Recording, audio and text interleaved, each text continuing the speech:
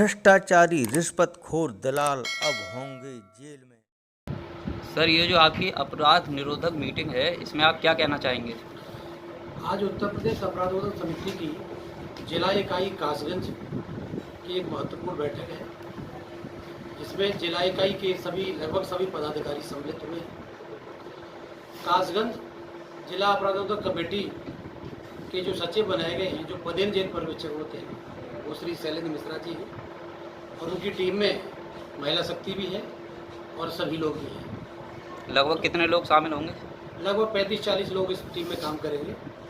थाना स्तर तक काम करेंगे, जेल से लेकर थाना स्तर तक, पुलिस और पब्लिक के बीच में समन्वय बैठाने के लिए, क्योंकि अपराध कम हो, समाज और पुलिस या प्रशासन के बीच की अगर कड़ी मजबूत है, एक दूसरे के विचारों का अच्छे कामों का आदान प्रदान हो रहा है और पब्लिक की तरफ से समस्या प्रशासनिक अधिकारियों तक पहुंच रही है समिति के थ्रू, तो यह समिति की अच्छी सफलता होगी जिला कमेटी की। जैसे कि सर आपकी मीटिंग में आए हुए पदाधिकारी एवं श्रोतागण वो जानना चाहेंगे कि उत्तर प्रदेश अपराध निरोधक समिति का मेन उद्देश्य क्या है? उत्तर प्रदेश अपराध निरोधक समिति का मुख्य उद्देश्य यह है कि अपराध से घृणा करो, अपराधी से नहीं। कहने का मतलब कोई भी व्यक्ति जन्मजात अपराधी नहीं होता है। किसी कारणवश किसी परिस्थितिवश वो अपराध कर देता है तो अपराध के लिए उसको सजा देने का हक माननीय न्यायालय का है, और हम मानवीय आधार पर और मानवाधिकारों के आधार पर जेल में देख रेख या उसके साथ कोई अमानवीय व्यवहार तो नहीं हो रहा।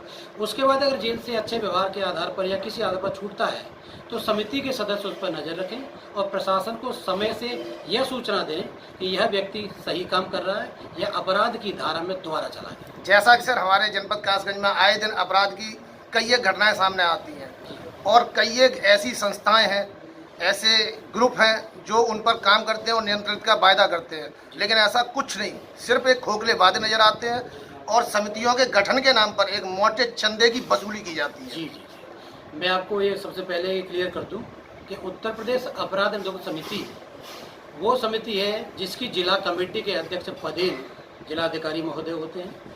वरिष्ठ उपाध्यक्ष उस जिले के यानी कासगंज जिले के एसपी महोदय होंगे और बाकी अच्छे समाज सेवी इसमें लिए जाएंगे। इसमें धन अर्जित करने की, इकट्ठा करने की कोई भी किसी व्यक्ति की मंशा नहीं है।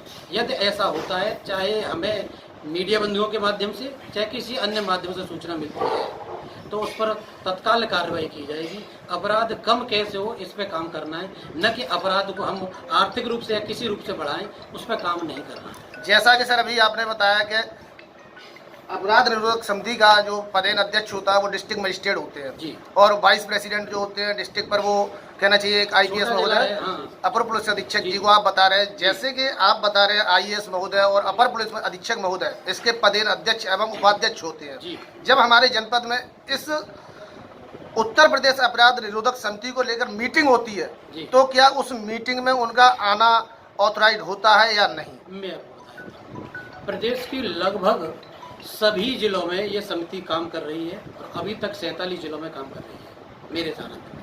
जब से मैं सन 2018 से चेयरमैन बना हूँ तब से, और कुछ परेशानियाँ भी आई, कुछ लोगों ने विरोध भी किया, क्योंकि पुराने लोग थे जिनको, जैसे आपने अभी प्रश्न किया था कि धन अर्जित करते हैं, धन हड़ते हैं, तो उन पर जब कार्रवाइयाँ की और करवाई तो वो लोग विरोध में भी आए, लेकिन वो प्रशासन तक विरोध करने नहीं पहुँचे। उन्होंने कभी भी समिति की सदस्यता लेने के बाद या जिम्मेदारी लेने के बाद, मुझे लगता है जहाँ जहाँ मैं गया हूँ अब तक 68 जिलों में विजिट कर चुका हूँ पिछले 1.5 साल में, मैं वहाँ से यही बताया कि यहाँ समिति काम ही नहीं कर रही है। जबकि मेरे पास जो ब्यौरा आता है या पुराना जो ब्यौरा है, मुझसे पूर्व चेयरमैन स्वर्गीय वेद प्रकाश अग्रवाल जी थे अलीगढ़ वाले, तो उनके ब्यौरा के हिसाब से भी समितियाँ बनी हुई थी, लेकिन कभी भी प्रशासनिक अधिकारियों के साथ न कोऑर्डिनेशन हुआ न बैठक हुई। मैं आपको आश्वस्ति नहीं कर रहा, मैं इस काम को कर रहा हूँ और ये काम हुआ भी है। आप बरेली जो रोज रेंज देख लीजिए, पूरी आगरा रेंज, पूरी रेंज देख लीजिए, प्रशासनिक अधिकारी सम्मिलित होते हैं। अब ये सेमिनार हुई थी, हमने वर्चुअल सेमिनार की थी बरेली रेंज की, तो उसमें सभी अधीक्षक और डीआईजी हेडक्वार्टर शामिल थे। उसमें प्रशासनिक अधिकारियों की बात करते हैं, डीएम जैसा पद जिले में बहुत ही व्यस्तता का, बहुत बड़ी जिम्मेदारी का पद होता है। पिछले रिकॉर्ड्स के आधार पर ये संज्ञान में आया है और ये भी लिखित में मेरे पास आदेश है आगरा का भी, सब जगह का, कि डीएम महोदय या तो खुद संज्ञान लेते हैं, जैसे गौरव दयाल जी आगरा में थे, उन्होंने खुद संज्ञान लिया था उस वक्त जब डीएम थे, अब तो कमिश्नर हो गए, और उसके बाद किसी न किसी अपने कनिष्ठ अधिकारी को इस बात के लिए ऑथराइज कर देते हैं कि आप इनके साथ कोऑर्डिनेशन बना के रहिए और जो भी जरूरत हमसे मदद महसूस करें, ये मदद दीजिए और मदद लीजिए, जिससे कि जनपद में अपराध कम हो। कोई भी प्रशासनिक अधिकारी या कोई भी समाज का व्यक्ति ये नहीं चाहेगा कि किसी जनपद में, किसी मोहल्ले में, किसी वार्ड में, किसी गांव में, किसी मोहल्ले में कहीं कोई अपराध हो। जैसा अक्सर अभी आपने माना था कि आपके अभी जो आपकी इकाइयाँ थी, जनपद इकाइयाँ, जी, जी। वो अभी वरिष्ठ पदाधिकारियों को गुमराह करती रहीं, यानी कि उन्होंने सोशल वर्क यहाँ नहीं किया और वो डॉक्यूमेंट्स के आधार पर आप लोगों को गुमराह करती मैं है। इस बात को उसी चीज को लेकर मैं जी। आपसे सिर्फ एक क्वेश्चन करूंगा जी। कि आपके प्रमुख 5 बिंदु जनपद कासगंज पर लेकर अपराध निरोधक समिति के क्या होंगे? सबसे पहला बिंदु यही होगा कि कारागार में नया कारागार बनाए। जहाँ तक मैं समझता हूँ यहाँ पर इतने वर्क करने की आवश्यकता नहीं है, केवल मानवीय आधार पर और सोशल आधार पर काम करने की आवश्यकता है। नंबर 2 बिंदु अभी डिस्कस हुआ था मीटिंग में कि हम बच्चियों के स्वावलंबन के लिए और सेल्फ डिफेंस के लिए कैंप्स लगाएंगे। नंबर 3 पुलिस और पब्लिक के बीच में थाना स्तर पर, चौकी स्तर पर छोटी छोटी सेमिनार करेंगे।